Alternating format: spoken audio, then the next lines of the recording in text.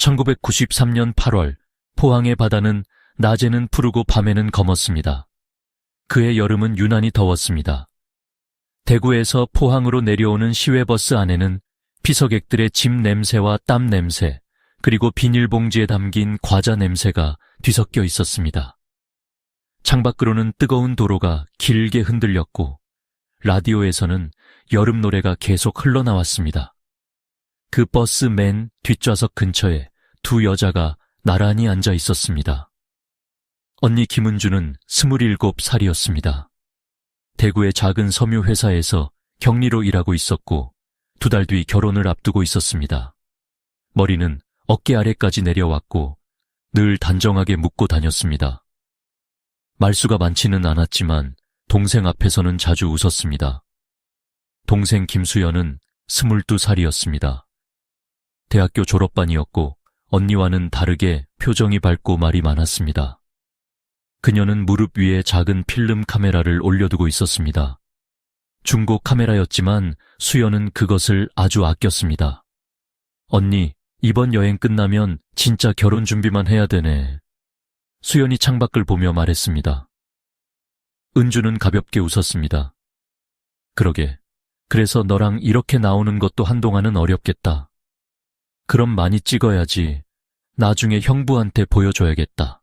언니 결혼 전에 얼마나 자유로웠는지. 쓸데없는 소리 하지 말고. 말은 그렇게 했지만 은주의 입에는 미소가 남아 있었습니다. 그 여행은 특별한 계획 없이 정해진 것이었습니다.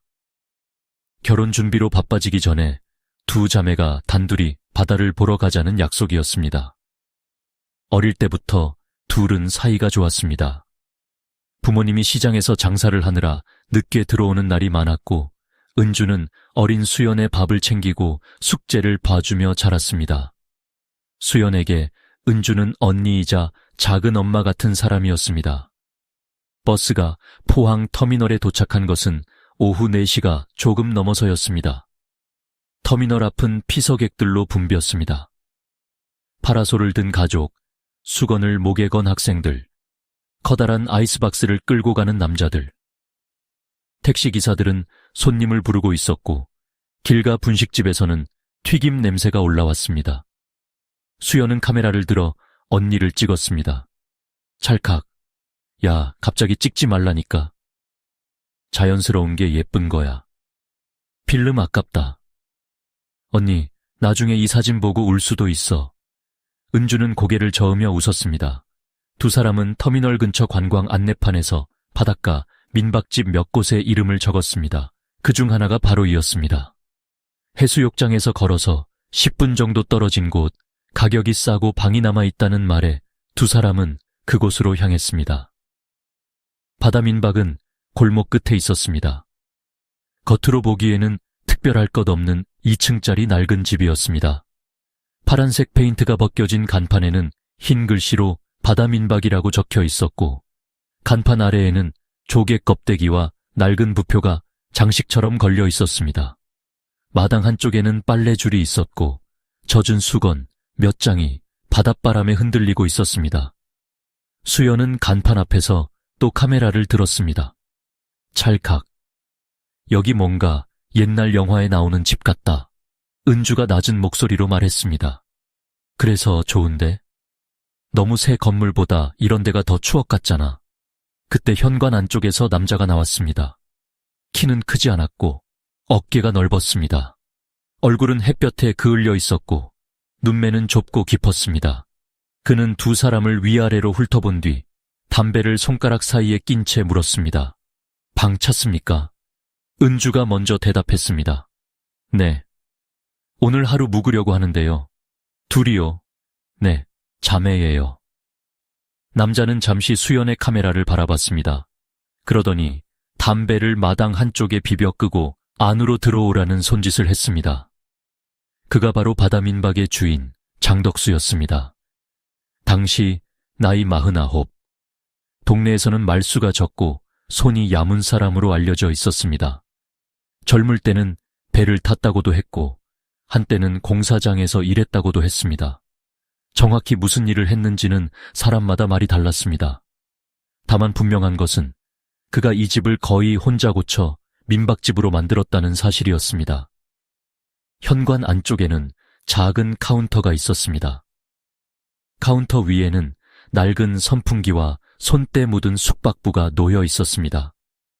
장덕수는 숙박부를 펼치고 볼펜을 내밀었습니다. 이름하고 주소 적으세요. 은주가 이름을 적었습니다. 김은주, 김수연, 대구광역시. 수연은 옆에서 벽에 걸린 열쇠판을 보고 있었습니다. 201호, 202호, 203호. 몇 개의 열쇠에는 플라스틱 번호표가 깨져 있었습니다. 받아 보이는 방 있어요? 수연이 물었습니다. 장덕수는 표정 없이 대답했습니다. 바다는 나가서 보면 됩니다. 방에서는 안 보여요. 아, 네. 그때 안쪽 주방에서 여자가 나왔습니다. 장덕수의 아내 한경자였습니다. 그녀는 마른 체격에 얼굴빛이 창백했고 앞치마를 두르고 있었습니다. 그녀는 두 자매를 보자 잠시 멈칫했습니다. 특히 수연의 카메라를 보고 눈길이 오래 머물렀습니다. 203호 주세요. 장덕수가 아내에게 말했습니다.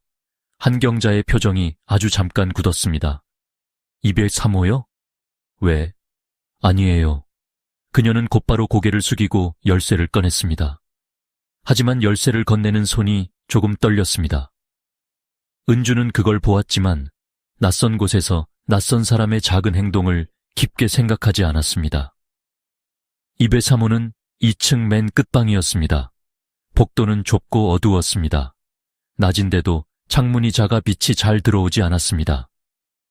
벽지에서는 오래된 습기 냄새가 났고 계단 밑 어딘가에서는 물이 떨어지는 소리가 일정하게 들렸습니다. 방 안에는 얇은 요 두 채와 낮은 탁자 하나, 작은 선풍기, 그리고 오래된 거울이 있었습니다. 창문을 열면 바다는 보이지 않았지만 멀리서 파도 소리는 들렸습니다. 수연은 방에 들어오자마자 가방을 내려놓고 창문을 열었습니다. 냄새는 좀 나는데 그래도 나쁘지 않다. 은주는 방바닥을 손으로 한번 쓸어보았습니다. 장판이 새 것처럼 보였습니다. 다른 방이나 복도와 달리 이 방만 바닥색이 조금 달랐습니다. 마치 최근에 갈아 끼운 것처럼 깨끗했습니다. 여기 장판 새로 했나봐. 좋은 거 아니야? 수연은 대수롭지 않게 말했습니다. 그날 저녁 두 자매는 해변 근처 식당에서 조개구이와 칼국수를 먹었습니다. 수연은 연신 사진을 찍었습니다. 바다 앞에서 웃는 은주, 포장마차 불빛, 골목길 고양이, 그리고 바다 민박으로 돌아오는 길에 낡은 담장까지.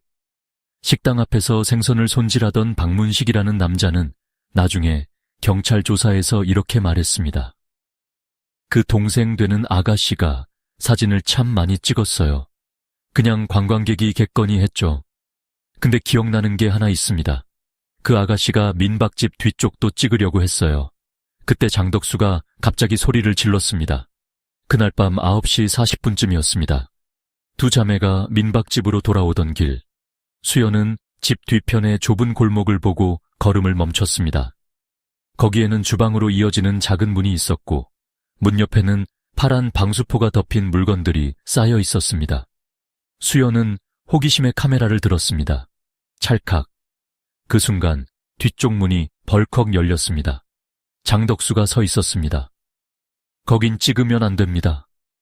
목소리가 낮았지만 날카로웠습니다. 수연은 놀라 카메라를 내렸습니다. 죄송해요.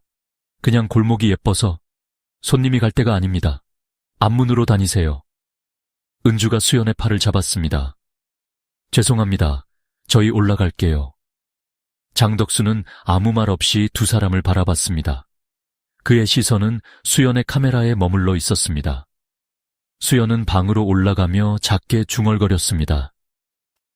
왜 저렇게 예민해? 남의 집이니까 그렇겠지. 그냥 신경 쓰지 마. 은주는 그렇게 말했지만 마음 한쪽이 조금 불편했습니다. 203호로 돌아온 뒤 두 사람은 씻고 짐을 정리했습니다. 수연은 필름을 확인하며 웃었습니다. 언니, 아까 주인 아저씨 표정 찍혔을지도 몰라. 괜히 그런 거 찍지 마. 지워지지도 않잖아, 필름은. 그러니까 재밌는 거지. 수연아. 은주의 목소리가 조금 엄해졌습니다. 괜한 일 만들지 말자. 우리 내일 아침 일찍 바다 한번 보고 바로 올라가면 돼. 수연은 입술을 삐죽였지만 고개를 끄덕였습니다. 밤 11시가 가까워지자 민박집은 조용해졌습니다. 복도에서는 가끔 다른 손님들이 화장실에 오가는 발소리가 들렸고 창밖에서는 파도 소리가 낮게 밀려왔습니다. 은주는 먼저 누웠고 수연은 카메라를 가방 안에 넣었습니다. 그런데 바로 그때였습니다. 복도 끝에서 아주 작은 소리가 났습니다. 삐걱. 누군가 203호 문 앞에 멈춰 선 것 같았습니다. 은주는 눈을 떴습니다. 수연아, 너 문 잠갔어. 응, 잠갔는데? 두 사람은 숨을 죽였습니다. 문고리가 아주 천천히 움직였습니다. 한 번, 그리고 또 한 번. 수연의 얼굴에서 장난기가 사라졌습니다. 언니. 은주는 조용히 일어나 문 쪽으로 다가갔습니다. 누구세요? 복도는 조용했습니다. 대답이 없었습니다. 잠시 뒤 발소리가 멀어졌습니다. 계단 쪽으로 내려가는 소리였습니다. 은주는 문틈 아래를 바라봤습니다. 복도의 노란 불빛이 희미하게 새어 들어오고 있었습니다. 그런데 문 앞에 무언가 작은 것이 떨어져 있었습니다. 은주가 문을 조금 열고 그것을 집어들었습니다. 녹슨 열쇠였습니다. 번호표가 붙어 있지 않은 오래된 열쇠. 수연이 낮게 물었습니다. 그게 뭐야? 은주는 대답하지 못했습니다. 그 순간 아래층에서 둔탁한 소리가 들렸습니다. 무언가 무거운 것이 바닥에 끌리는 소리였습니다. 그리고 곧이어 물이 세게 흐르는 소리가 들렸습니다. 주방 쪽인 것 같았습니다. 수연은 카메라를 다시 꺼냈습니다. 나 잠깐만 보고 올게. 미쳤어? 가지마. 언니, 이상하잖아. 누가 우리 문을 열려고 했어. 은주는 동생의 손목을 붙잡았습니다. 내일 아침에 나가자. 지금은 그냥 자. 하지만 수연은 이미 겁보다 호기심이 앞서 있었습니다. 그녀는 조심스럽게 방문을 열고 복도를 내다봤습니다. 아무도 없었습니다. 은주도 결국 따라 나섰습니다. 두 사람은 맨발에 가까운 조용한 걸음으로 계단을 내려갔습니다. 아래층 카운터에는 아무도 없었습니다. 선풍기만 삐걱거리며 돌고 있었습니다. 주방 쪽 문은 조금 열려 있었습니다. 그 틈 사이로 희미한 불빛이 새어나왔습니다. 수연이 먼저 다가갔습니다. 그리고 문틈으로 안을 들여다본 순간 그녀의 표정이 굳었습니다. 주방 바닥 한쪽에 장판이 말려 올라가 있었습니다. 그 아래에는 검은색 철판 같은 것이 보였습니다. 장덕수는 그 앞에 쪼그리고 앉아 있었고 손에는 손전등을 들고 있었습니다. 그리고 그 옆에는 낮에 수연이 찍으려 했던 파란 방수포가 놓여 있었습니다. 수연은 본능적으로 카메라를 들었습니다. 찰칵. 플래시가 터졌습니다. 장덕수가 천천히 고개를 돌렸습니다. 그의 얼굴은 빛에 하얗게 떠올랐고 눈은 믿을 수 없을 만큼 차가웠습니다. 뭘 봤습니까? 은주는 수연을 뒤로 잡아당겼습니다. 죄송합니다. 저희가 길을 잘못... 장덕수는 자리에서 일어났습니다. 못 본 걸로 하세요. 그는 아주 낮은 목소리로 말했습니다.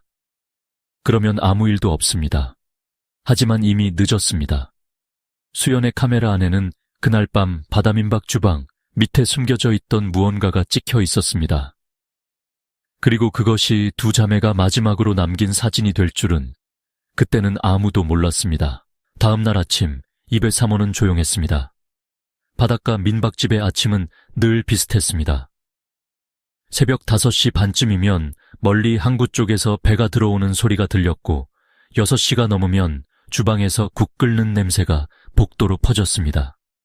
손님들은 졸린 얼굴로 세면장을 오갔고 마당에는 젖은 수건과 모래 묻은 슬리퍼들이 어지럽게 놓여 있었습니다. 하지만 그날 아침 203호 문은 열리지 않았습니다. 한경자는 평소처럼 주방에서 된장국을 끓이고 있었습니다. 남편 장덕수는 마당 한쪽에서 담배를 피우고 있었습니다. 그의 셔츠 소매에는 희미한 회색 얼룩이 묻어 있었습니다. 한경자는 그것을 보고도 묻지 않았습니다. 묻는 순간 어떤 대답을 듣게 될지 이미 알고 있는 사람처럼 보였습니다. 아침 7시쯤 이비비 이후에 묵고 있던 중년 부부가 내려와 계산을 했습니다. 남자는 장덕수에게 이렇게 물었다고 합니다. 어젯밤에 무슨 일 있었습니까? 복도에서 여자들 목소리가 좀 들리던데. 장덕수는 숙박부에 고개를 숙인 채 짧게 대답했습니다. 젊은 손님들이 술 마시고 좀 시끄러웠나 보죠. 아니, 술 마신 것 같진 않던데요. 누가 말다툼하는 것 같아서. 그 말에 장덕수의 손이 잠깐 멈췄습니다. 하지만 그는 곧바로 계산기를 두드리며 웃지도 않고 말했습니다. 여름엔 별 손님이 다 있습니다. 그게 전부였습니다. 오전 8시가 지나도 203호에서는 아무 기척이 없었습니다. 한경자는 계단 아래에서 몇 번이나 2층 복도를 올려다봤습니다. 그러다 조심스럽게 남편에게 물었습니다. 203호 손님들 밥 안 드시나? 장덕수는 담배 연기를 길게 뱉고 말했습니다. 새벽에 갔어. 갔다고? 응, 대구로 일찍 간다고. 계산도 하고 갔어. 한경자는 아무 말도 하지 못했습니다. 이상했습니다. 그녀는 새벽 내내 거의 잠을 이루지 못했습니다. 밤늦게 주방 쪽에서 들리던 소리, 남편이 계단을 오르내리던 발소리, 그리고 무언가 물로 오래 씻어내는 소리 때문이었습니다. 그런데 새벽에 손님이 내려와 계산을 했다면 그녀가 모를 리 없었습니다. 하지만 한경자는 묻지 않았습니다. 그 집에서 오래 살며 그녀가 배운 것은 하나였습니다. 장덕수가 대답하고 싶어 하지 않는 질문은 하지 않는 것. 그리고 그 질문을 오래 마음속에 품고 있으면 결국 자신만 다친다는 것. 그날 오전 10시쯤 장덕수는 203호 문을 열었습니다. 손에는 청소 도구와 큰 검은 봉투가 들려 있었습니다. 그는 아내에게 방에 올라오지 말라고 했습니다. 내가 치울 테니까 주방이나 봐. 손님 방은 내가 건드리지 말라니까. 그 목소리는 낮았지만 명령에 가까웠습니다. 한경자는 계단 아래에 서서 그가 203호 안으로 들어가는 것을 지켜봤습니다. 문이 닫히기 직전 그녀는 방 안쪽 바닥에 떨어져 있는 작은 물건 하나를 보았습니다. 분홍색 플라스틱 조각처럼 보였습니다. 나중에 그것이 김수연의 머리핀 일부였다는 사실이 밝혀집니다. 하지만 그날 아침 그 물건은 검은 봉투 안으로 들어갔습니다. 장덕수는 점심 무렵 밖으로 나갔습니다. 자전거 뒤에 검은 봉투 2개를 묶고 있었습니다. 한경자가 어디 가냐고 묻자 그는 짧게 대답했습니다. 쓰레기 버리러. 그날 오후 그는 다시 돌아왔고 곧바로 203호 장판을 뜯기 시작했습니다. 손님이 빠진 방을 고친다는 말은 이상할 것이 없어 보였습니다. 여름 장사 중에는 방이 젖고 냄새나는 일이 흔했으니까요. 하지만 한경자는 알고 있었습니다. 그 장판은 오래된 것이 아니었습니다. 몇 달 전에 이미 한 번 새로 깐 것이었습니다. 그 시각 대구에 있는 김은주의 집에서는 전화가 울리지 않고 있었습니다. 김은주의 어머니 이명희는 처음에는 별일 아니라고 생각했습니다. 두 딸이 바다에 갔으니 하루쯤 더 놀다 올 수도 있었습니다. 하지만 은주는 그런 아이가 아니었습니다. 어디에서 자는지, 언제 돌아오는지 꼭 전화하는 딸이었습니다. 특히 결혼을 앞둔 상태라 집에서는 그녀의 연락을 기다리고 있었습니다. 저녁 6시가 넘자 어머니는 불안해졌습니다. 포항터미널에 전화를 걸었고 딸들이 탔을 만한 버스 시간을 물었습니다. 하지만 정확히 확인할 방법은 없었습니다. 그 시절에는 지금처럼 승객 명단이 남지 않았습니다. 표를 현금으로 사고 타면 그만이었습니다. 다음 날 아침 가족은 결국 포항으로 내려갔습니다. 바다민박에 도착한 것은 오전 11시쯤이었습니다.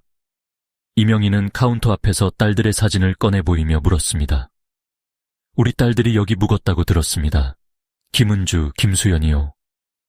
장덕수는 사진을 보더니 표정 하나 바꾸지 않고 말했습니다. 아, 그 손님들 어제 새벽에 갔습니다. 새벽에요. 네, 대구 간다고 하던데요. 어디로 갔는지 아세요? 버스 터미널로 갔나요? 그건 제가 모르죠. 손님이 나가면 끝이지. 제가 따라갑니까? 말투가 지나치게 차가웠습니다.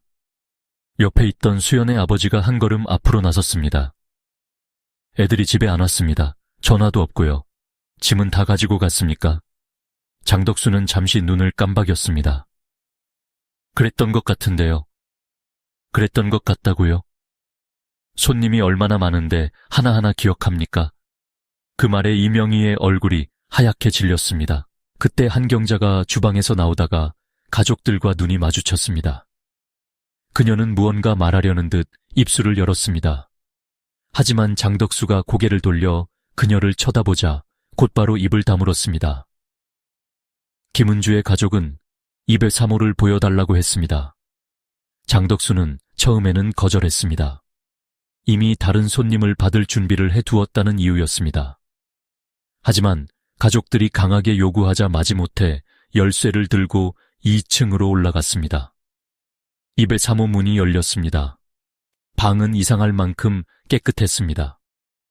이불은 새 것처럼 접혀 있었고 바닥에서는 희미한 접착제 냄새가 났습니다. 벽지는 젖은 흔적 하나 없이 말라 있었습니다. 마치 누군가 급하게 흔적을 지운 뒤 아무 일도 없었던 방처럼 꾸며놓은 느낌이었습니다. 이명희는 방 안으로 들어가 딸들의 흔적을 찾았습니다. 창가, 탁자 밑, 이불 사이, 벽장 안, 아무것도 없었습니다. 그런데 수연의 아버지가 침대처럼 깔린 요를 들어 올리는 순간 방바닥 구석에서 작은 물건 하나가 나왔습니다. 진주 장식이 붙은 머리핀 한쪽이었습니다. 이명희는 그것을 보자마자 주저앉았습니다. 이거 수연이 거예요. 장덕수는 즉시 말했습니다. 손님들이 놓고 간 거겠죠. 놓고 갔다면 왜 연락을 안 했습니까? 머리핀 하나 가지고 무슨 연락을 합니까? 그 말에 은주의 아버지가 장덕수의 멱살을 잡을 뻔했습니다. 하지만 경찰에 신고하자는 말이 먼저 나왔고 가족은 곧바로 인근 파출소로 향했습니다. 처음 경찰은 단순 가출 가능성을 언급했습니다. 젊은 여자 둘이 여행 중 일정을 바꿨을 수도 있다. 친구 집에 갔을 수도 있다. 연인 문제일 수도 있다. 그 시절 실종 신고를 대하는 분위기는 지금과 달랐습니다. 성인 여성이 하루 이틀 연락이 안 된다고 해서 곧바로 강력 사건으로 보지는 않았습니다. 하지만 이명희는 울면서 말했습니다. 우리 은주는 절대 연락 없이 사라질 아이가 아닙니다. 수연이도 언니 없이는 아무 데도 안 가요. 둘이 같이 사라졌다는 건 둘 다 연락할 수 없는 일이 생겼다는 뜻입니다. 그 말이 담당 형사 최태진의 귀에 걸렸습니다. 최태진은 당시 포항경찰서 강력계 형사였습니다. 40을 간 넘긴 나이였고 말수가 적지만 한번 이상하다고 느끼면 쉽게 놓지 않는 사람이었습니다. 그는 가족의 말을 듣고 곧바로 바다 민박으로 향했습니다. 장덕수는 경찰 앞에서도 태연했습니다. 새벽 5시 조금 넘어서 내려왔습니다. 계산하고 갔습니다. 2명 다 내려왔습니까? 네. 짐은요? 가방 하나씩 들고 있었습니다. 어느 쪽으로 갔습니까? 큰 길 쪽으로 갔습니다. 왜 그렇게 정확히 기억합니까? 장덕수가 처음으로 형사를 똑바로 바라봤습니다. 방금은 기억 못한다고 뭐라 하더니 이제는 정확히 기억한다고 뭐라 하십니까? 말은 그럴듯했습니다. 하지만 최태진은 그의 눈을 봤습니다. 불안한 사람의 눈이 아니라 준비한 대답을 확인하는 사람의 눈이었습니다. 최태진은 숙박부를 보여달라고 했습니다. 장덕수는 카운터 아래에서 낡은 장부를 꺼냈습니다. 1993년 8월 투숙객들의 이름이 빼곡히 적혀 있었습니다. 김은주와 김수연의 이름도 있었습니다. 하지만 이상한 점이 있었습니다. 두 사람의 이름 아래쪽, 주소와 연락처를 적는 칸 일부가 찢겨 나가 있었습니다. 이건 왜 찢어졌습니까? 최태진이 물었습니다. 장덕수는 장부를 내려다보더니 어깨를 으쓱했습니다. 오래된 장부라 그렇겠죠. 손님들이 쓰다가 찢었나 봅니다. 방금 어제 묵은 손님 장부입니다. 오래된 게 아니죠. 장덕수의 입가가 굳었습니다. 그때 한 경자가 카운터 뒤쪽에서 조용히 손을 움직였습니다. 그녀는 경찰과 가족들이 보지 못하게 작은 종이 하나를 접고 있었습니다. 그리고 모두가 장부를 보고 있는 사이 그것을 이명희의 송화방 옆에 슬쩍 떨어뜨렸습니다. 최태진은 203호를 다시 확인했습니다. 바닥은 새 장판으로 바뀌어 있었습니다. 접착제 냄새가 아직 남아 있었고 벽 아래쪽 몰딩에는 긁힌 자국이 있었습니다. 그는 방 한가운데 쪼그려 앉아 바닥을 손가락으로 두드렸습니다. 텅텅텅 소리가 이상했습니다. 다른 방보다 조금 더 빈 느낌이 났습니다. 여기 장판 언제 바꿨습니까? 최태진이 물었습니다. 오래돼서 바꿨습니다. 손님이 실종된 바로 다음 날에요? 실종된 줄 몰랐습니다. 그냥 나간 손님인 줄 알았으니까요. 최태진은 아무 말 없이 장덕수를 바라봤습니다. 그 순간 아래층에서 이명희의 비명에 가까운 목소리가 들렸습니다. 그녀는 손가방 옆에 떨어져 있던 종이를 펼쳐보고 있었습니다. 종이는 아주 작았고 글씨는 급하게 쓰인 듯 흔들려 있었습니다. 거기에는 단 한 줄이 적혀 있었습니다. 최태진은 곧바로 다시 방으로 올라갔습니다. 하지만 이미 늦었습니다. 장판은 새로 붙어 있었고 그 밑에는 두꺼운 합판이 덧대어져 있었습니다. 누군가 전날 밤부터 아침 사이에 아주 급하게 그러나 집요하게 무언가를 덮어버린 흔적이었습니다. 그리고 그때까지만 해도 아무도 몰랐습니다. 그 장판 밑에 있는 것은 단순한 얼룩이나 흠집이 아니었습니다. 그 아래에는 16년 뒤에야 열리게 될 어둠의 입구가 숨어 있었습니다. 최태진 형사는 203호 바닥을 오래 바라보고 있었습니다. 새 장판에서는 아직 접착제 냄새가 올라오고 있었습니다. 손으로 눌러보면 가장자리 몇 군데가 완전히 마르지 않은 듯 살짝 들렸습니다. 누가 봐도 급하게 붙인 흔적이었습니다. 하지만 그 밑을 뜯어볼 수는 없었습니다. 아직은 단순 실종 사건이었고 장덕수가 범죄를 저질렀다는 직접적인 증거도 없었습니다.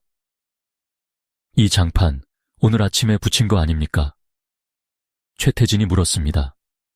장덕수는 담배를 입에 물고 대답했습니다. 어제부터 손보던 겁니다.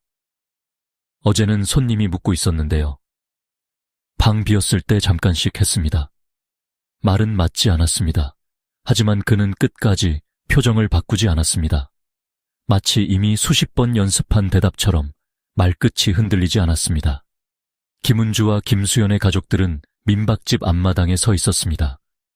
어머니 이명희는 손에 수연의 머리핀 조각을 꼭 쥔 채 울고 있었고 아버지는 입술을 깨물며 2층 창문만 바라보고 있었습니다.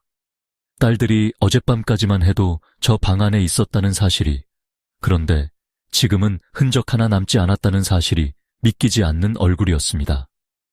그날 오후 경찰은 바다 민박 주변을 탐문하기 시작했습니다. 가장 먼저 찾아간 곳은 해변 입구에 있는 작은 횟집들이었습니다. 여름철 손님이 몰리는 곳이라 누군가 두 자매를 봤을 가능성이 있었습니다. 하지만 대부분의 사람들은 고개를 저었습니다.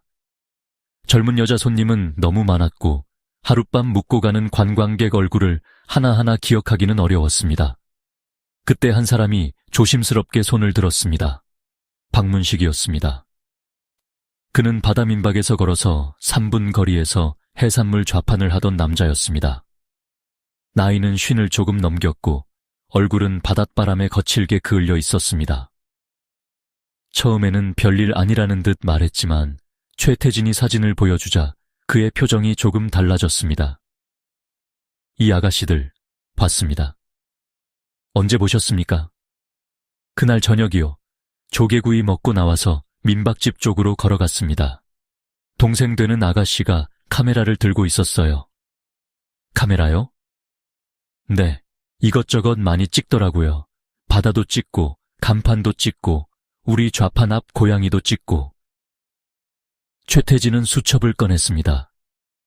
그 뒤에는요. 박문식은 잠시 말을 멈췄습니다. 그의 눈이 자연스럽게 바다 민박 뒤쪽 골목으로 향했습니다.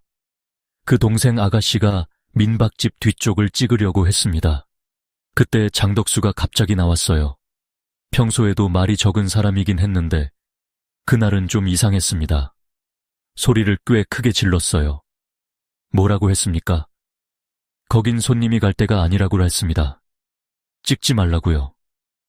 그 말이 최태진의 귀에 오래 남았습니다.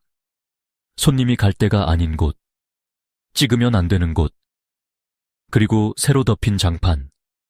하나하나는 우연처럼 보였지만 모두 같은 방향을 가리키고 있었습니다. 바다 민박의 뒤쪽, 주방, 그리고 그 아래 어딘가. 하지만 여전히 결정적인 것이 없었습니다. 수색은 해변으로 넓어졌습니다. 경찰은 바닷가, 방파제, 터미널 근처 여관, 시외버스 매표소를 모두 확인했습니다. 두 자매가 포항을 떠난 기록은 나오지 않았습니다. 목격자도 없었습니다. 바다로 들어갔다는 흔적도 없었습니다. 그런데 이상하게도 장덕수는 너무 조용했습니다. 보통 민박집에서 손님이 실종되면 주인은 당황하거나 억울함을 호소하기 마련입니다. 장사를 망쳤다며 화를 내는 사람도 있습니다. 하지만 장덕수는 달랐습니다.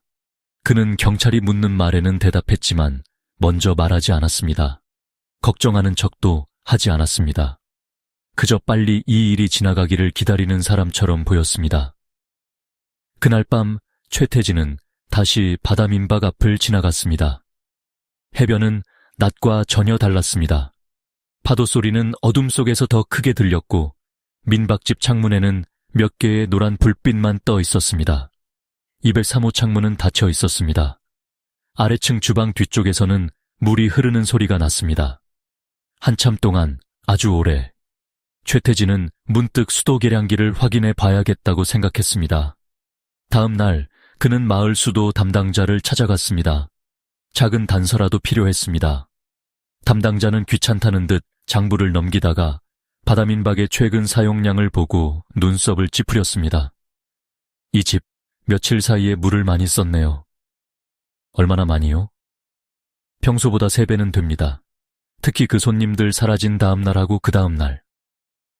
민박집이니까 손님 많으면 그럴 수도 있지 않습니까? 담당자는 고개를 저었습니다. 아니요. 그 정도는 아닙니다.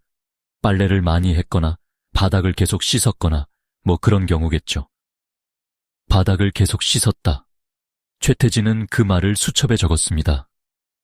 그날 오후 두 자매의 가족에게 뜻밖의 연락이 왔습니다. 대구 집으로 작은 소포 하나가 도착했다는 것이었습니다. 발신인은 없었습니다. 소인은 포항이었습니다. 소포 안에는 작은 필름통 하나가 들어있었습니다. 김수연의 카메라에 들어있던 필름과 같은 종류였습니다. 가족들은 곧바로 경찰에 연락했고 필름은 사진관에서 조심스럽게 현상되었습니다. 결과물이 나오는 동안 이명희는 두 손을 모으고 앉아 있었습니다. 혹시나 딸들의 마지막 모습이 담겨 있을까봐 보고 싶으면서도 보고 싶지 않은 얼굴이었습니다. 사진은 모두 23장이었습니다. 처음 몇 장은 평범했습니다. 터미널 앞에서 웃는 은주, 바다 앞에서 머리카락을 날리는 수연, 조개구이집 앞에서 서로 장난치는 두 자매, 바다 민박 간판, 203호 창문, 낡은 복도, 웃고 있는 은주. 사진을 넘길수록 방 안 공기는 점점 무거워졌습니다. 20번째 사진은 바다 민박 뒤쪽 골목이었습니다. 흐릿했지만 파란 방수포와 주방문이 보였습니다. 21번째 사진에는 주방문이 조금 열려 있었습니다. 문 아래쪽으로 빛이 새어 나오고 있었습니다. 그리고 마지막 사진. 그 사진을 보는 순간 최태진은 아무 말도 하지 못했습니다. 사진은 플래시 때문에 절반이 하얗게 날아가 있었습니다. 초점도 흔들려 있었습니다. 하지만 분명히 보이는 것이 있었습니다. 주방 바닥 한쪽에 장판이 말려 올라가 있었고 그 아래에 검은 철판 같은 것이 드러나 있었습니다. 철판 가장자리에는 손잡이처럼 보이는 금속 고리가 있었습니다. 그 옆에는 장덕수로 보이는 남자의 다리가 찍혀 있었습니다. 얼굴은 프레임 밖으로 잘려 있었지만 바지와 고무 슬리퍼는 그가 늘 신고 다니던 것과 같았습니다. 최태진은 사진을 오래 들여다봤습니다. 문이네요. 옆에 있던 후배 형사가 말했습니다.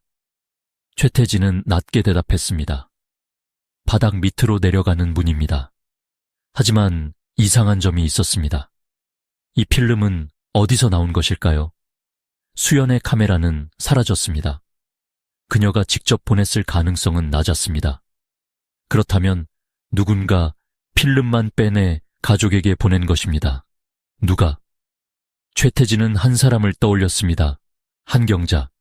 그는 다시 바다 민박으로 갔습니다. 하지만 한경자는 아무 말도 하지 않았습니다.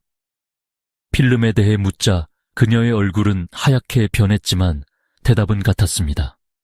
저는 모릅니다. 아주머니, 누군가 이 필름을 가족에게 보냈습니다. 두 자매가 마지막으로 본 걸 찍은 사진입니다. 한경자는 두 손을 앞침에 문질렀습니다. 저는 아무것도 못 봤습니다. 정말 아무것도 못 보셨습니까? 그녀의 입술이 떨렸습니다. 하지만 그 순간 장덕수가 뒤쪽 문에서 나타났습니다. 우리 집사람 괴롭히지 마십시오. 목소리는 조용했지만 방 안의 공기가 얼어붙었습니다. 최태진은 장덕수를 바라봤습니다. 주방 바닥 밑에 뭐가 있습니까? 장덕수는 잠시 침묵했습니다. 그러더니 피식 웃었습니다. 옛날 집이라 잡동사니가 좀 있을 겁니다. 그런데 그게 왜요? 확인해봐도 되겠습니까? 영장 가져오십시오. 그 말이 끝이었습니다. 사진은 강력한 단서였지만 얼굴이 정확히 나오지 않았고 그것만으로 바닥을 뜯을 영장을 받기는 쉽지 않았습니다. 장덕수는 그 사실을 알고 있는 사람처럼 행동했습니다. 수사는 다시 막히는 듯했습니다. 그러던 중 사건을 전혀 다른 방향으로 흔드는 제보가 들어왔습니다. 한 트럭 운전사가 경찰서에 찾아와 말했습니다. 실종 당일 밤 해변도로 근처에서 두 젊은 여자가 트럭을 세우려는 것을 봤다는 것입니다. 두 사람이 큰 길 쪽으로 걸어가고 있었습니다. 가방도 들고 있었고요. 민박집에서 나온 것 같았습니다. 그 말은 장덕수의 진술과 맞아떨어지는 것처럼 보였습니다. 만약 두 자매가 정말로 민박집을 나갔다면 사건은 다른 곳에서 벌어졌을 가능성도 있었습니다. 하지만 최태진은 쉽게 믿지 않았습니다. 그 여자가 김은주, 김수연 씨라고 어떻게 확신합니까? 운전사는 눈을 피했습니다. 사진이 비슷했습니다. 몇 시였습니까? 새벽 5시쯤이요. 그 시간에는 아직 어두웠을 텐데 얼굴을 봤습니까? 가로등이 있었습니다. 그 도로에는 그때 가로등이 없었습니다. 운전사의 얼굴이 굳었습니다. 최태진은 나중에 알아냈습니다. 그 운전사는 장덕수에게 돈을 빌린 적이 있었습니다. 정확히는 갚지 못한 빚이 있었습니다. 누군가 그의 입을 빌려 두 자매가 민박집 밖으로 나간 것처럼 이야기를 만든 것이었습니다. 이제 최태진은 확신에 가까운 의심을 품었습니다. 두 자매는 바다 민박을 떠나지 않았습니다. 적어도 스스로 걸어 나간 것은 아니었습니다. 그러나 확신만으로는 아무것도 할 수 없었습니다. 며칠 뒤 경찰은 다시 이입의 3호를 찾았습니다. 하지만 그때는 이미 더 많은 것이 바뀌어 있었습니다. 장판은 단단히 붙어 있었고 주방 뒤쪽 바닥에는 새 시멘트가 덧발라져 있었습니다. 장덕수는 배수관을 고쳤다고 말했습니다. 최태진은 새 시멘트 앞에 서서 한참 동안 아무 말도 하지 않았습니다. 그 밑에 무엇이 있는지 알 것 같았습니다. 하지만 아직 열 수 없었습니다. 그리고 바로 그때 계단 아래에서 한경자가 조용히 중얼거렸습니다. 그 사진만 없었어도 최태진이 고개를 돌렸습니다. 방금 뭐라고 하셨습니까? 한경자는 놀란 듯 입을 다물었습니다. 그리고 아무 말 없이 주방 안으로 들어가 버렸습니다. 그 한마디는 오래된 바닷바람처럼 작았지만 최태진의 귀에는 분명히 남았습니다. 그 사진만 없었어도. 그렇다면 사진에는 정말로 장덕수가 끝까지 숨기고 싶었던 것이 찍혀 있었던 것입니다. 그날 밤 이베스 사무에서 사라진 것은 두 자매만이 아니었습니다. 수연의 카메라, 찢어진 숙박부, 새로 덮인 장판, 그리고 바닥 밑으로 내려가는 검은 문. 모든 것이 한 곳을 가리키고 있었습니다. 바다 민박의 주방 밑. 그 어둠 속에 무엇이 있었는지 그 답이 세상 밖으로 나오기까지는 아직 16년이라는 시간이 더 필요했습니다. 한경자는 그날 이후로 거의 말을 하지 않았습니다. 경찰이 찾아와도 가족들이 울면서 붙잡아도 그녀의 대답은 늘 같았습니다. 저는 아무것도 모릅니다. 그 말은 너무 자주 반복되어 나중에는 마치 그녀 자신을 지키기 위한 주문처럼 들렸습니다. 하지만 최태진 형사는 알고 있었습니다. 정말 아무것도 모르는 사람의 눈은 그렇게 흔들리지 않습니다. 누군가의 이름이 나올 때마다 손끝이 떨리고 입에 3호 이야기가 나오면 숨을 고르지 못하고 주방 밑이라는 말이 나오면 얼굴에서 핏기가 빠지는 사람. 그런 사람은 아무것도 모르는 사람이 아니었습니다. 그녀는 알고 있었습니다. 다만 말하지 못하고 있을 뿐이었습니다. 바다 민박은 겉으로는 다시 평소처럼 돌아간 듯 보였습니다. 여름 손님들은 계속 들어왔고 마당에는 젖은 수건이 널렸고 주방에서는 매일 아침 된장국 냄새가 났습니다. 하지만 집 안 어딘가에는 이전과 다른 공기가 남아 있었습니다. 특히 203호와 주방 사이의 좁은 계단. 그곳을 지날 때마다 한경자는 걸음을 늦췄습니다. 어떤 날은 203호 앞에서 멈춰 섰습니다. 문고리를 잡지는 않았습니다. 그냥 문 앞에 서서 안에서 들리지 않는 소리를 듣는 사람처럼 한참을 있었습니다. 그러다 남편 장덕수의 기침 소리라도 들리면 그녀는 놀란 사람처럼 몸을 돌려 주방으로 내려갔습니다. 최태진은 그런 한경자를 몇 번이고 불렀습니다. 아주머니, 그날 밤에 뭘 들으셨습니까? 아무것도 못 들었습니다. 203호 손님들이 새벽에 나가는 걸 보셨습니까? 못 봤습니다. 그럼 왜 남편분은 봤다고 합니까? 저는 잠을 자고 있었습니다. 정말 주무셨습니까? 그 질문이 나오면 한경자의 입술이 굳었습니다. 수사관은 기다렸습니다. 침묵은 때로 말보다 많은 것을 보여줍니다. 한경자는 고개를 숙인 채 앞치마 끝만 만지작거렸습니다. 손톱 밑에는 오래된 세제 자국이 남아 있었고 손등에는 잔상처가 많았습니다. 최태진은 그 손을 보며 생각했습니다. 이 여자는 평생 이 집안의 더러운 것들을 닦아온 사람일지도 모른다고. 하지만 어떤 얼룩은 물로 지워지지 않습니다. 그날 밤 한경자가 정말 아무것도 듣지 못했을 리 없었습니다. 그녀의 방은 주방 바로 옆에 있었습니다. 장덕수가 말한 것처럼 두 자매가 새벽에 조용히 나갔다면 모를 수 있습니다. 하지만 주방 바닥을 여는 소리, 무거운 것을 끄는 소리, 물을 오래 틀어놓는 소리까지 모두 못 들었다는 건 불가능했습니다. 더 이상한 일은 그 다음 주에 벌어졌습니다. 김수연의 어머니 이명희가 다시 바다 민박을 찾아왔습니다. 경찰 수사가 지지부진해지자 가족들은 스스로라도 흔적을 찾으려 했습니다. 이명희는 민박집 앞마당에 서서 딸들의 사진을 들고 지나가는 손님들에게 물었습니다. 이 아이들 본 적 없으세요? 여기 묵었던 아이들입니다. 장덕수는 그런 그녀를 귀찮아했습니다. 이러시면 장사 못합니다. 경찰에 맡기셨으면 기다리세요. 하지만 이명희는 물러서지 않았습니다. 내 딸들이 여기서 사라졌습니다. 내가 여기 서 있는 게 그렇게 불편하세요. 장덕수의 얼굴이 굳었습니다. 그때 한경자가 주방에서 나왔습니다. 그녀는 이명희를 바라보다가 조용히 말했습니다. 물 한 잔 드릴까요? 그 말은 평범했지만 최태진은 나중에 그 장면이 중요했다고 했습니다. 한경자가 처음으로 가족에게 스스로 말을 건 순간이었기 때문입니다.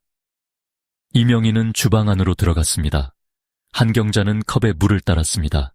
장덕수는 마당 쪽 손님을 상대하느라 잠시 자리를 비웠습니다. 그 짧은 순간 주방 안에는 두 여자만 남았습니다. 이명희가 떨리는 목소리로 물었습니다. 우리 애들 정말 새벽에 나갔나요? 한경자는 컵을 내려놓았습니다. 그리고 아주 작게 말했습니다. 저는 못 봤습니다. 못 봤다는 게 무슨 뜻입니까? 나가는 건 못 봤습니다. 그 말 한마디에 이명희의 눈이 커졌습니다. 그럼 들어온 건요? 밤에 무슨 소리 못 들으셨어요? 한경자는 대답하지 않았습니다. 대신 눈동자가 주방 바닥 한쪽으로 움직였습니다.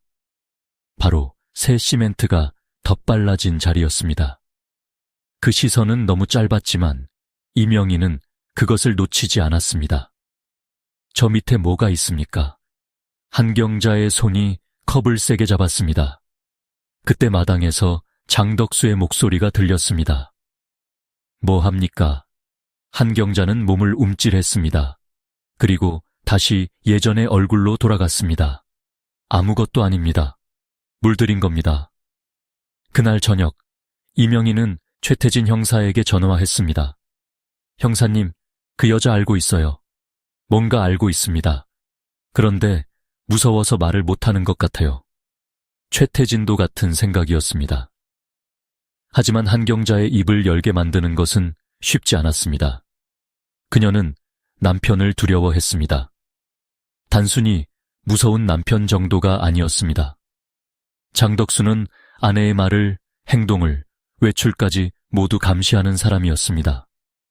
시장에 갈 때도 얼마를 썼는지 확인했고 전화가 오면 옆에서 듣고 있었습니다. 이웃들은 나중에 이렇게 말했습니다. 그 집 아주머니는 늘 조용했어요. 웃는 걸 본 적이 별로 없습니다. 장덕수가 한마디 하면 바로 입을 다물었죠. 한경자는 남편에게 오래 눌려 살았습니다. 그러니 두 자매의 사건에서도 그녀가 쉽게 입을 열 수 없었던 것입니다. 하지만 침묵이 길어질수록 그녀의 몸은 점점 무너졌습니다. 밤마다 잠을 이루지 못했고 주방 바닥을 닦다가 갑자기 멈춰 서는 일이 많아졌습니다.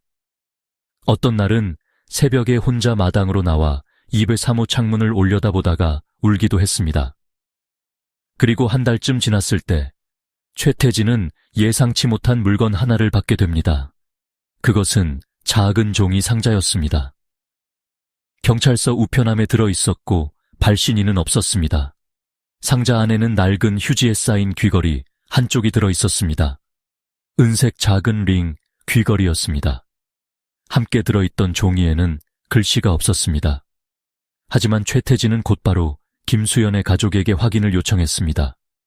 사진을 본 이명희는 한참 동안 말을 하지 못했습니다. 수연이 겁니다. 그녀가 겨우 입을 열었습니다. 포항 가던 날 아침에도 끼고 있었습니다. 한쪽만 잃어버리면 꼭 찾으러 다니던 아이였어요. 그 귀걸이는 결정적인 물증이 될 수 있었습니다. 문제는 그것이 어디서 나왔느냐였습니다. 누가 보냈을까요? 왜 지금 보냈을까요? 최태진은 다시 한경자를 떠올렸습니다. 그는 바다민박으로 갔습니다. 한경자는 마당에서 이불을 털고 있었습니다. 형사가 다가가자 그녀의 얼굴이 굳었습니다.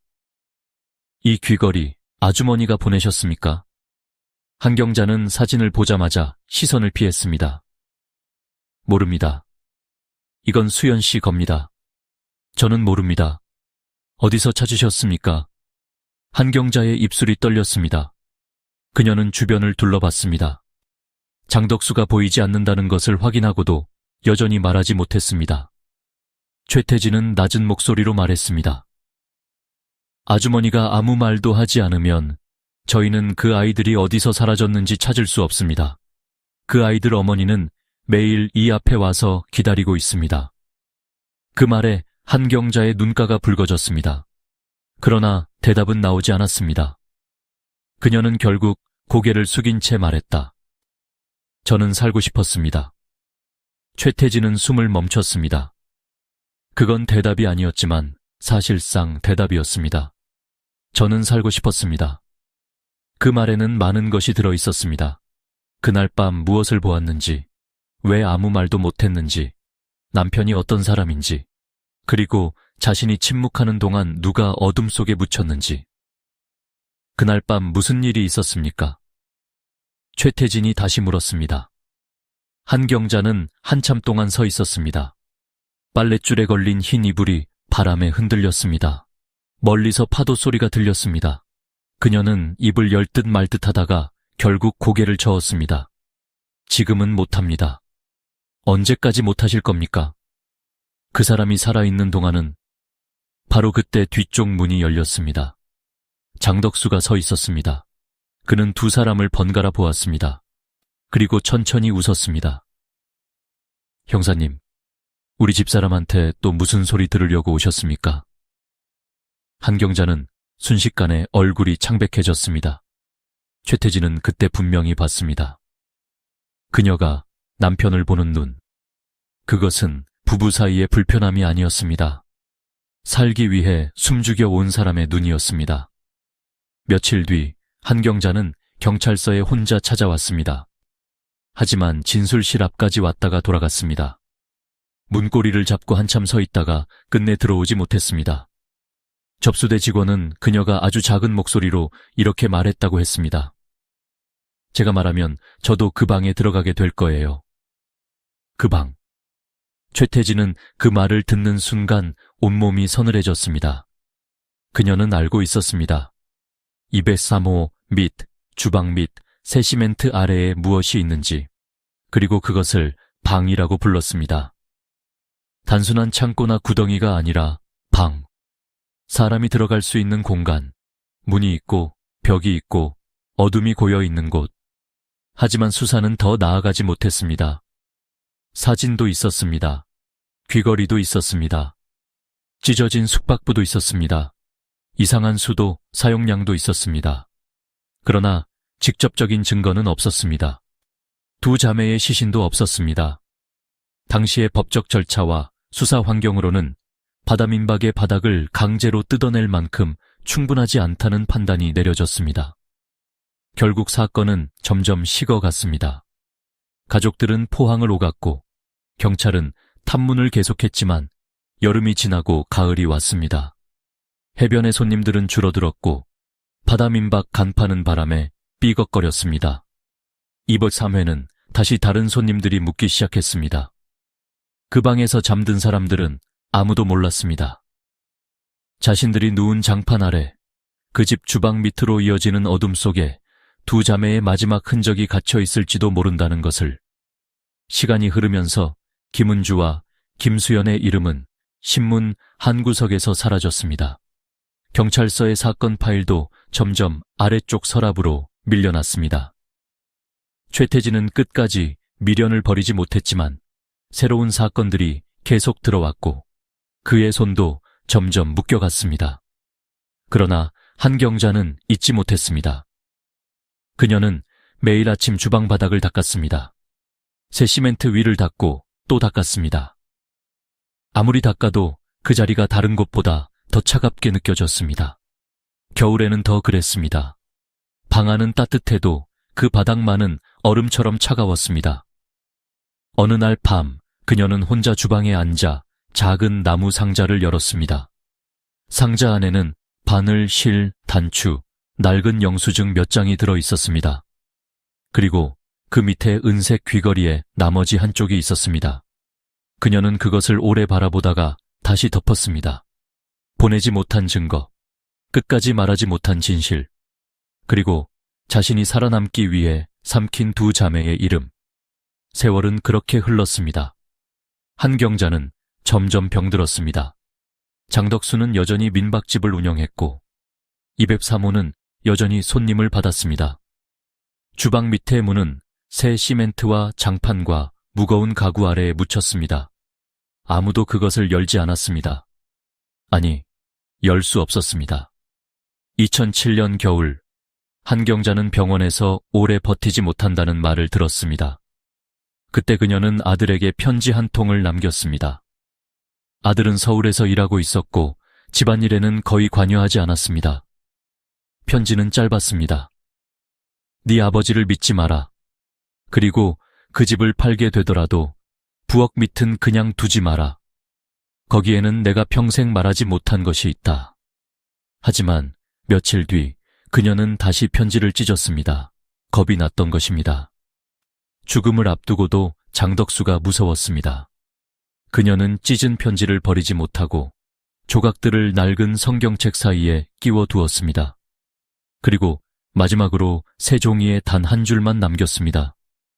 네 아버지가 죽어도 그 집 부엌 밑은 절대 그냥 두지 마라.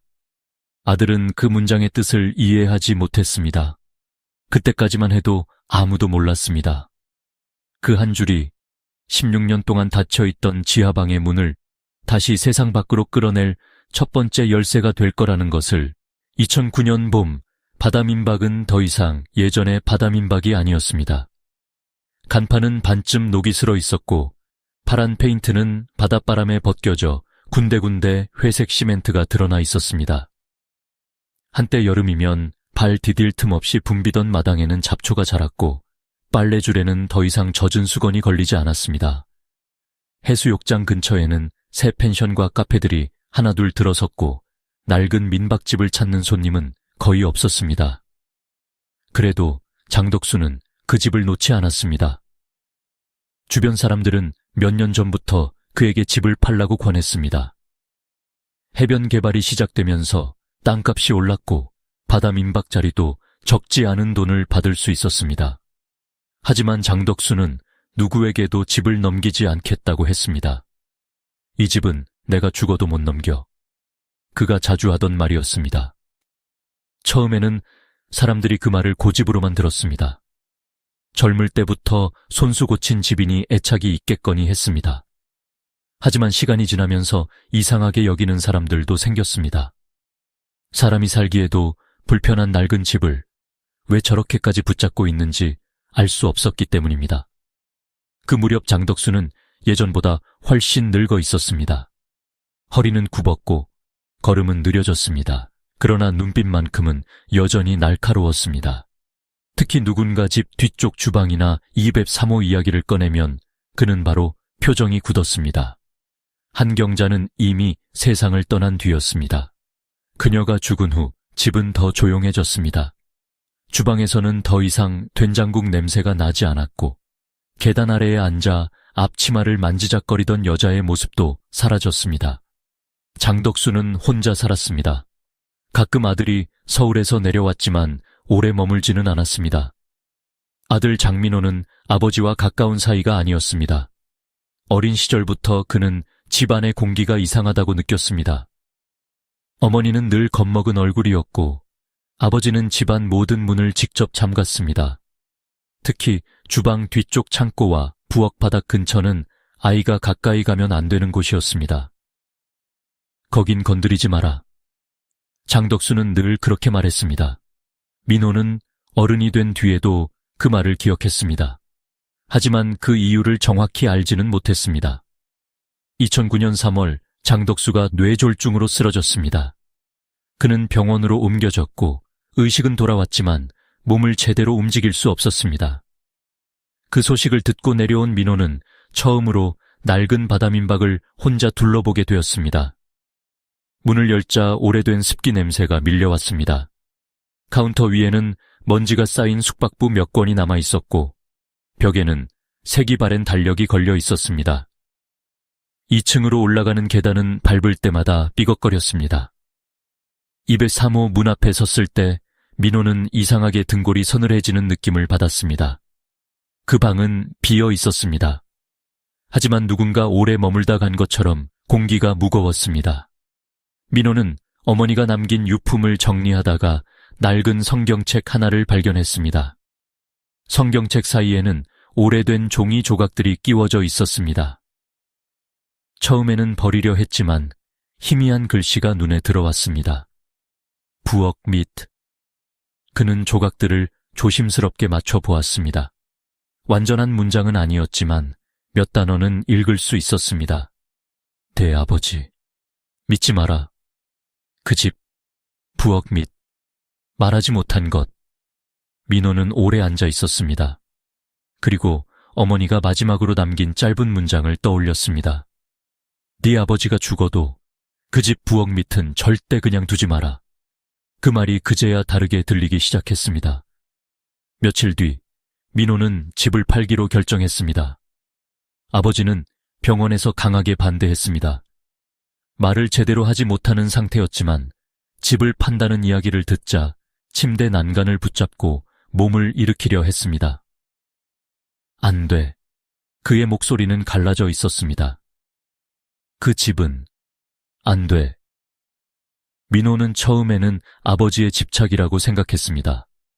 하지만 아버지가 가장 두려워하는 것이 집 자체가 아니라 그 집 안에 어떤 장소라는 생각이 들었습니다.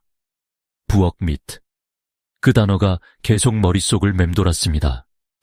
결국 바다 민박은 해변 개발 업체에 팔렸습니다. 오래된 민박집을 허물고 작은 카페 겸 숙소를 짓는 공사가 시작되었습니다.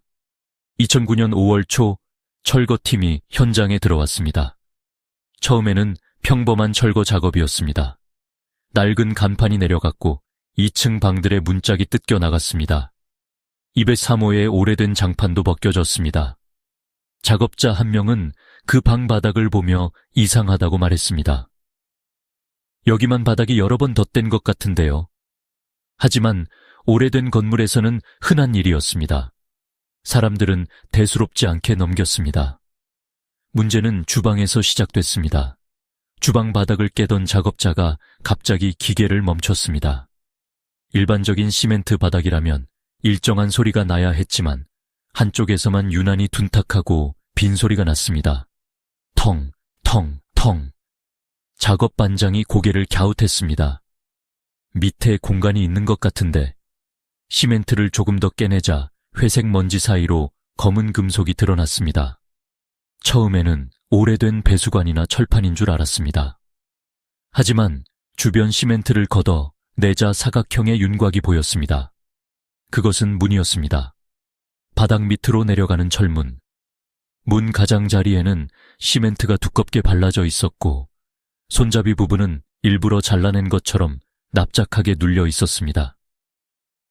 누군가 오랜 시간 열리지 않도록 아주 단단히 막아둔 흔적이었습니다. 현장에 있던 민호는 아무 말도 하지 못했습니다. 어머니의 문장이 다시 떠올랐습니다. 부엌 밑은 절대 그냥 두지 마라. 작업반장은 경찰에 신고했습니다. 처음 출동한 경찰은 단순한 옛 창고나 불법 개조 공간일 가능성을 생각했습니다. 그러나 철문을 열기 위해 시멘트를 걷어내는 동안 현장에 있던 사람들은 점점 말수가 줄어들었습니다. 이유를 설명할 수는 없었지만 그 문 주변의 공기는 이상하게 차가웠습니다. 철문은 쉽게 열리지 않았습니다. 오랫동안 닫혀 있었고 바닷가 습기 때문에 녹이 심했습니다. 결국 절단 장비를 사용해야 했습니다. 쇠가 갈리는 소리가 주방 안에 길게 울렸습니다. 민호는 마당에 서서 그 소리를 들었습니다. 어쩐지 아주 오래전부터 닫혀있던 시간이 그 소리와 함께 조금씩 잘려나가는 것 같았습니다. 마침내 문이 열렸습니다. 안쪽에서 축축하고 오래된 공기가 올라왔습니다. 바다 냄새와 곰팡이 냄새, 그리고 설명하기 어려운 무거운 냄새가 섞여 있었습니다. 아래로는 좁은 계단이 이어져 있었습니다. 사람 하나가 겨우 내려갈 수 있을 정도였습니다. 경찰 한 명이 손전등을 들고 내려갔습니다. 계단은 짧았습니다. 5칸, 6칸 정도. 그 아래에는 작은 방이 있었습니다. 천장은 낮았고 벽은 거칠게 마감되어 있었습니다. 원래는 해산물이나 얼음을 보관하던 지하 저장고였을 가능성이 높았습니다. 하지만 그 방은 오래전부터 창고가 아니었습니다. 손전등 빛이 방 안을 천천히 훑었습니다. 구석에는 낡은 파란색 여행 가방이 있었습니다. 천은 거의 사가 있었고 손잡이는 부러져 있었습니다. 그 옆에는 필름 카메라 하나가 떨어져 있었습니다. 렌즈에는 먼지와 녹이 엉겨 붙어 있었습니다. 벽 가까이에는 작은 플라스틱 번호표가 있었습니다. 2보3. 그리고 방 안쪽 벽과 바닥이 만나는 곳에서 경찰은 2사람의 흔적을 발견했습니다. 정확한 신원은 아직 알 수 없었지만 그것이 오래전 실종된 사람들의 유해라는 사실은 현장에 있던 누구도 부정할 수 없었습니다. 경찰은 즉시 현장을 통제했습니다. 노란 통제선이 바다민박 마당을 둘러쌌고 감식반이 도착했습니다. 소문은 순식간에 퍼졌습니다. 바다민박 밑에서 사람 뼈가 나왔대. 옛날에 실종된 자매 있잖아. 그 집 주인이 끝까지 아니라고 했던 그 사건. 포항 사람들은 잊고 있던 이름을 다시 떠올렸습니다. 김은주, 김수연, 16년 전 여름 방 203회 묵었다가 사라진 두 자매. 경찰은 오래된 실종 파일을 다시 꺼냈습니다. 사건 담당자였던 최태진은 이미 퇴직한 뒤였습니다. 그는 집에서 조용히 생활하고 있었습니다. 어느 날 후배 형사에게서 전화가 왔습니다. 선배님, 기억하십니까? 1993년 바다민박 자매 실종 사건이요. 최태진은 한동안 아무 말도 하지 않았습니다. 그 이름을 잊은 적이 없었습니다. 찾았나? 그가 물었습니다. 전화기 너머의 후배 형사는 잠시 침묵했습니다. 네, 부엌 밑에서 나왔습니다. 최태진은 눈을 감았습니다. 그는 16년 전 203호 바닥을 두드리던 순간을 떠올렸습니다. 텅, 텅, 텅. 그때 그가 들었던 빈소리. 그 소리 아래에 답이 있었습니다. 하지만 그는 그 문을 열지 못했습니다. 법도, 증거도, 시간도 그에게 허락하지 않았습니다. 그리고 그 사이 두 자매는 어둠 속에 남겨져 있었습니다. 며칠 뒤 최태진은 현장에 도착했습니다. 바다민박은 이미 절반쯤 무너져 있었습니다. 간판은 바닥에 놓여 있었고 주방은 감식 장비와 조명으로 가득했습니다. 그는 천천히 철문 앞에 섰습니다. 16년 전 사진 속에서 봤던 그 검은 문, 수연의 카메라가 마지막으로 찍었던 문, 이제야 실제로 열린 문. 감식반은 지하방에서 발견된 물건들을 하나씩 꺼냈습니다. 낡은 여행 가방, 카메라, 번호표, 금속 머리핀 조각, 그리고 비닐에 쌓인 종이, 조각 하나. 종이는 거의 사가 있었지만 글씨 일부가 남아 있었습니다. 숙박부에서 찢겨나간 부분이었습니다. 거기에는 두 자매의 이름, 주소, 그리고 방번호가 적혀 있었습니다. 203호. 최태진은 그 종이를 바라보며 낮게 말했습니다. 그때 내가 찾던 조각이 여기 있었네요. 유해는 국립과학수사연구소로 보내졌습니다. DNA 감정에는 시간이 걸렸습니다. 하지만 가족들은 이미 알고 있었습니다. 어머니 이명희는 연락을 받고 포항으로 내려왔습니다. 그녀는 바다민박 앞에 서서 한참 동안 아무 말도 하지 않았습니다. 16년 전 그녀는 이 집 앞에서 딸들의 사진을 들고 물었습니다. 우리 애들 못 봤습니까? 그때 장덕수는 새벽에 나갔다고 했습니다. 집에 갔을 거라고 했습니다. 그런데 딸들은 집으로 가지 않았습니다. 바다로 간 것도 아니었습니다. 버스를 탄 것도 아니었습니다. 그들은 이 집을 떠난 적이 없었습니다. 이명희는 주방 쪽을 바라보다가 천천히 무릎을 꿇었습니다. 아무도 그녀를 말리지 못했습니다. 그녀는 바닥에 손을 얹고 아주 낮은 목소리로 말했습니다. 엄마가 너무 늦게 왔다. 그 장면을 본 최태진은 고개를 돌렸습니다. 형사로서 수많은 사건을 보았지만 그 말만큼 오래 남은 말은 없었다고 훗날 그는 회상했습니다. 한편 병원에 있던 장덕수에게도 소식이 전해졌습니다. 그 집에 부엌 밑이 열렸다는 말, 지하방에서 두 사람의 유해가 발견됐다는 말, 수연의 카메라와 203호 번호표가 나왔다는 말. 장덕수는 처음에는 아무 반응도 하지 않았습니다. 침대에 누운 채 천장만 바라봤습니다. 그러다 간호사가 다시 묻자 그는 마른 입술을 움직였습니다. 그 방을, 목소리는 거의 들리지 않았습니다.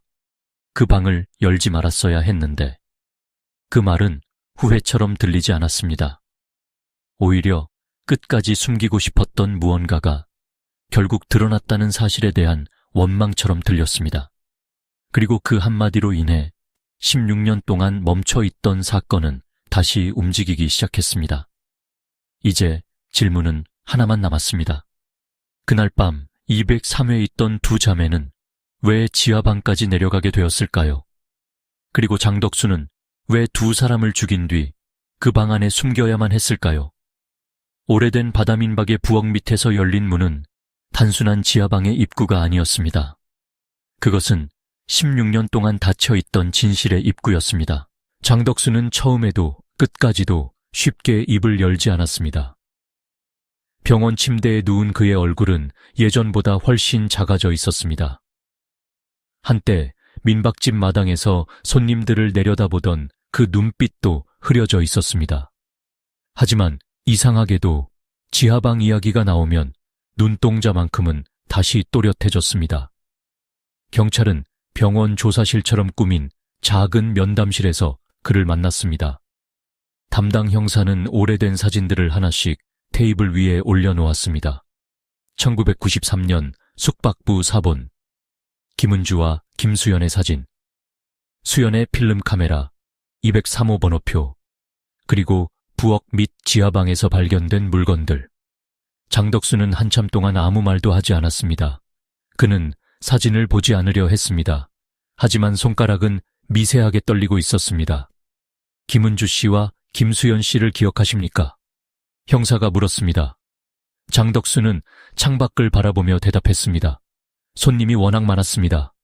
두 사람은 당신 집 부엌 밑에서 발견됐습니다. 나는 모릅니다. 당신이 새벽에 나갔다고 했던 손님들입니다. 그런데 16년 동안 그 집 밑에 있었습니다. 장덕수의 목울대가 천천히 움직였습니다. 그는 침묵했습니다. 수사는 빠르게 진행됐습니다. 국립과학수사연구소의 감정 결과 지하방에서 발견된 두 유해는 김은주와 김수연으로 확인됐습니다. 가족의 DNA와 일치했습니다. 두 사람은 1993년 여름 이후 어느 시점에도 살아 있었다는 흔적이 없었습니다. 실종된 바로 그날 밤 또는 그 직후 사망했을 가능성이 높다는 소견이 나왔습니다. 지하방은 원래 저장고였습니다. 오래전 바다민박이 민박집이 되기 전에는 그 집이 해산물 보관 창고로 쓰였다고 했습니다.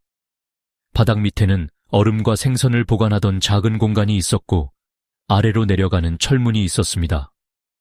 장덕수는 민박집으로 고치면서 그 공간을 막았다고 말해왔습니다. 하지만 그것은 거짓이었습니다. 그는 막은 것이 아니라 숨겼습니다. 지하방 안에서는 두 자매의 물건만 나온 것이 아니었습니다. 오래된 지갑 몇 개, 여성용 손목시계, 녹슨 반지, 신분증 조각처럼 보이는 플라스틱 카드 일부도 발견됐습니다. 너무 오래되어 누구의 것인지 확인할 수 없는 물건들이 많았습니다. 경찰은 그것들이 다른 손님들의 분실물인지 아니면 장덕수가 오랫동안 모아둔 물건인지 조사했습니다. 그중 가장 중요한 것은 수연의 카메라였습니다.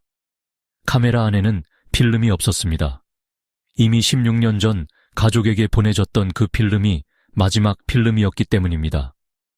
하지만 카메라 내부와 렌즈 주변에서는 당시 지하방과 같은 종류의 먼지 성분이 검출됐습니다. 수연이 그날 밤 주방 밑 철문을 찍은 뒤 카메라는 다시 그녀의 손에 돌아가지 못했습니다. 그리고 또 하나, 숙박부에서 찢겨나간 종이 조각. 장덕수는 1993년 조사 당시 장부가 오래되어 찢어진 것이라고 말했습니다. 하지만 그 조각은 지하방 안의 낡은 철제 상자에서 발견됐습니다. 일부러 찢어서 숨겨둔 것이었습니다. 거기에는 김은주와 김수연의 이름, 대구 주소, 그리고 203호라는 방번호가 남아 있었습니다. 형사는 그 종이를 장덕수 앞에 내려놓았습니다. 이것도 모릅니까? 장덕수는 종이를 보지 않았습니다. 오래전 일입니다. 오래전 일이면 사람이 없어집니까? 그 말에 장덕수의 눈꺼풀이 떨렸습니다. 조사는 며칠 동안 이어졌습니다. 장덕수는 처음에는 두 자매가 정말 새벽에 나갔다고 반복했습니다. 지하방에 누가 유해를 넣었는지는 모르겠다고 했습니다. 자신이 병원에 있는 사이 누군가 조작했을 수도 있다고까지 말했습니다. 하지만 시간이 지날수록 그의 말은 무너졌습니다. 1993년 당시 시멘트를 구매한 영수증이 나왔습니다. 두 자매가 사라진 다음 날 장덕수는 평소 거래하던 철물점에서 시멘트와 합판, 접착제를 샀습니다. 그는 배수관을 고치기 위해 샀다고 했습니다. 그러나 감식 결과 그 재료들은 203호 바닥과 주방 및 철문 주변에서 발견된 것과 일치했습니다. 또한 한경자가 죽기 전 남긴 성경책 속 찢어진 편지 조각도 복원됐습니다. 완전한 문장은 아니었지만 몇 줄은 읽을 수 있었습니다. 그날 밤 그 아이들은 나가지 않았다. 나는 주방에서 소리를 들었다. 그 사람이 문을 닫았다. 나는 무서워서 아무 말도 못했다. 편지는 법정에서 결정적인 보조 증거가 되었습니다. 장덕수는 더 이상 모든 것을 부정할 수 없었습니다. 결국 그는 일부를 인정했습니다. 그날 밤 두 자매가 주방 쪽을 봤다는 것, 수연이 사진을 찍었다는 것, 그가 카메라를 빼앗으려 했다는 것, 그리고 말다툼이 있었다는 것. 하지만 그는 끝까지 이렇게 말했습니다. 죽일 생각은 없었습니다. 그 말은 가족들에게 아무 의미도 없었습니다. 그가 죽일 생각이 있었든 없었든 두 자매는 돌아오지 못했습니다. 그리고 그는 16년 동안 그들을 집 밑에 숨겼습니다. 매일 그 위를 걸었고 그 집에서 손님을 받았고 가족들이 울며 찾아왔을 때도 새벽에 나갔다고 거짓말했습니다. 그날 밤의 진실은 여러 증거와 진술을 통해 이렇게 맞춰졌습니다. 밤 11시 무렵 김수연은 주방 아래 철문을 봤습니다. 낮에 찍지 말라고 했던 그 골목, 주방 뒤쪽, 파란 방수포 아래 숨겨진 바닥문. 그녀는 이상하다고 느꼈고 언니 은주와 함께 아래층으로 내려갔습니다. 그리고 우연히 열린 철문과 그 안쪽 공간을 보게 됐습니다. 그 지하방에는 장덕수가 손님들에게서 훔치거나 빼돌린 물건들이 있었습니다. 지갑, 시계, 장신구, 오래된 가방들. 두 자매는 그것을 보고 그냥 넘길 수 없었습니다. 은주는 경찰에 신고하겠다고 했고 수연은 이미 사진을 찍었습니다. 그 순간 장덕수는 무너졌습니다. 그에게 그 방은 단순한 창고가 아니었습니다. 그의 비밀이 모인 곳이었습니다. 동네 사람들에게 성실한 민박집 주인으로 보이고 싶었던 그는 그 어둠이 세상 밖으로 나오는 것을 견딜 수 없었습니다. 처음에는 카메라만 빼앗으려 했습니다. 하지만 수연이 소리를 질렀고 은주가 동생을 보호하려 했습니다. 좁은 주방 안에서 몸싸움이 벌어졌습니다. 그 과정에서 두 자매는 치명적인 일을 당했습니다. 장덕수는 구급차도 경찰도 부르지 않았습니다. 그는 선택했습니다. 사람을 살리는 대신 자신의 비밀을 살리는 쪽을. 그날 새벽 그는 두 사람을 지하방으로 옮겼습니다. 주방 바닥을 닫고 물을 오래 틀어 흔적을 지웠습니다. 입에 삼회 남은 물건을 검은 봉투에 담아버렸습니다. 숙박부의 주소 부분을 찢어 숨겼습니다. 그리고 아침이 되자 아무 일도 없었다는 얼굴로 말했다. 새벽에 갔습니다. 한경자는 모든 것을 알았습니다. 적어도 일부는 봤고 나머지는 들었습니다. 하지만 그녀는 남편을 두려워했습니다. 장덕수는 그녀에게 말했습니다. 네가 입을 열면 너도 같이 끝나는 거야. 그 말은 한경자의 남은 인생을 묶어버렸습니다. 그녀는 수연의 귀걸이 한쪽을 몰래 숨겨두었고 필름을 빼내 가족에게 보냈습니다. 하지만 끝내 정식으로 증언하지 못했습니다. 그 작은 용기와 긴 침묵 사이에서 그녀는 평생 무너져 갔습니다. 재판은 조용하지만 무겁게 진행됐습니다. 언론은 오래된 바닷가 민박집 사건이라고 불렀습니다. 사람들은 16년 동안 영업하던 집 아래에 두 여성이 있었다는 사실에 충격을 받았습니다. 방 203회 묵었던 다른 손님들도 인터뷰에 나왔습니다. 어떤 이는 그 방에서 이상하게 잠을 이루지 못했다고 했고 어떤 이는 주방 쪽에서 늘 눅눅한 냄새가 났다고 말했습니다. 하지만 그런 말들은 모두 너무 늦었습니다. 법정에서 김은주의 어머니 이명희는 사진 2장을 들고 섰습니다. 하나는 결혼을 앞둔 은주의 사진이었습니다. 단정한 원피스를 입고 조용히 웃는 모습. 다른 하나는 바다 앞에서 카메라를 들고 웃는 수연의 사진이었습니다. 이명희는 피고인석의 장덕수를 바라보며 말했습니다. 당신은 우리 딸들이 새벽에 나갔다고 했습니다.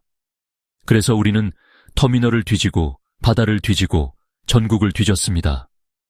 그런데 우리 딸들은 한 번도 그 집을 나간 적이 없었습니다.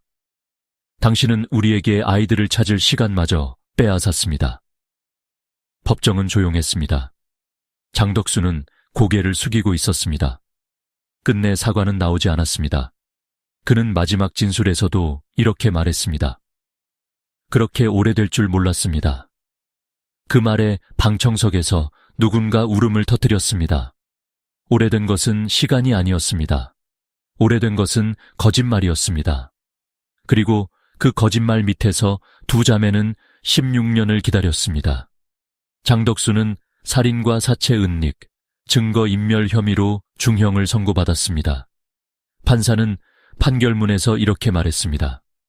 피고인은 피해자들의 생명을 빼앗았을 뿐 아니라 유족들이 진실을 알 권리까지 장기간 박탈했다. 범행 후에도 민박집을 운영하며 일상으로 돌아간 점은 죄질이 극히 무겁다. 판결이 끝난 뒤 가족들은 두 자매의 유해를 대구로 데려갔습니다. 장례식은 조용히 치러졌습니다. 은주의 약혼자는 이미 다른 삶을 살고 있었지만 장례식장에 찾아와 한참 동안 영정 앞에 서 있었습니다. 그는 아무 말도 하지 못했습니다. 수연의 대학 친구들은 오래된 사진을 가져왔습니다. 사진 속 수연은 언제나 카메라를 들고 있었습니다. 마지막으로 이명희는 두 딸의 사진을 나란히 놓았습니다. 이제 집에 가자. 그녀는 그렇게 말했습니다. 포항의 바다는 여전히 그 자리에 있었습니다. 파도는 1993년 여름에도 2009년 봄에도 같은 소리로 밀려왔습니다.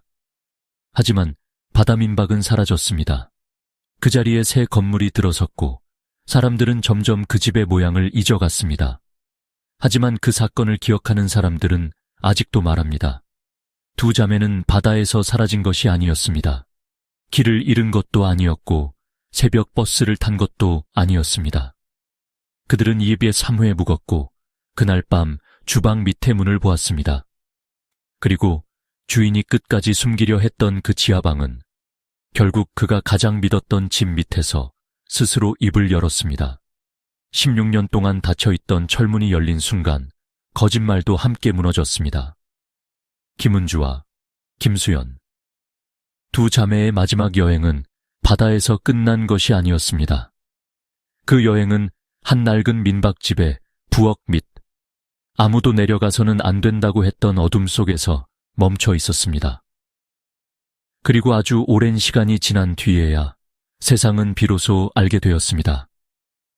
그날 밤 사라진 것은 두 자매가 아니라 진실을 말할 수 있었던 모든 사람들의 용기였다는 것을.